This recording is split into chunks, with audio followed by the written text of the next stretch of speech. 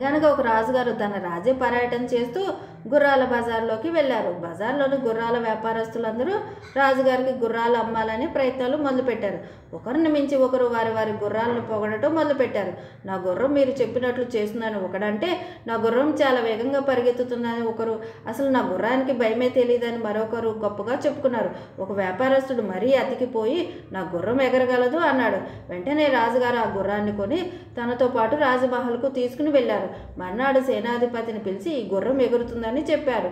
సేనాధిపతి ఆశ్చర్యపోయే గుర్రాన్ని ఎగిరించే ప్రయత్నం చేశారు.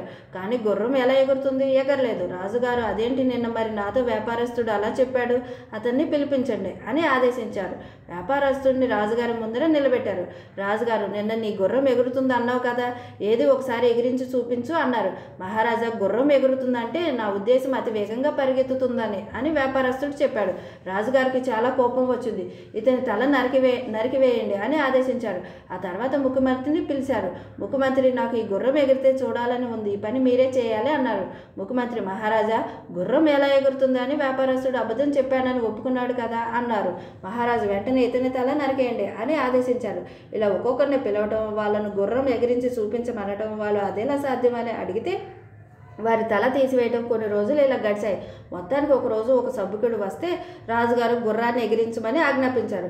సభికుడు తల వంచి, అలాగే మహారాజా, నాకు 1 సంవత్సరం గడువు ఇవ్వండి, నేను ప్రయత్నం చేస్తానని ఒప్పుకున్నాడు.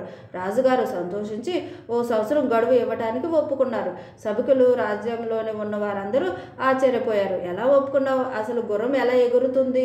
నీ దగ్గర ఏదైనా ఉపాయం ఉందా అని రకరకాల ప్రశ్నలు అడిగారు. సభికుడు చిరునవ్వుతో తప్పించుకుని ఇంటికి చేరుకున్నాడు. ఊరంతా నిప్పులా పాకిపోయిన వార్త ఇంట్లో ఉన్న అతని భార్యకు కూడా తెలిసింది. ఆందోళనగా అతని ఇంటికి వచ్చేదాకా గుమ్మం మీద కాపు కాసింది. ఇంటికి రాగానే భర్త రాగానే విన్నది నిజమేనా అని అడిగింది. సభికుడు, నిజమే, కానీ కంగారు పడవద్దు అని భార్యను ఇలా ఓదార్చాడు.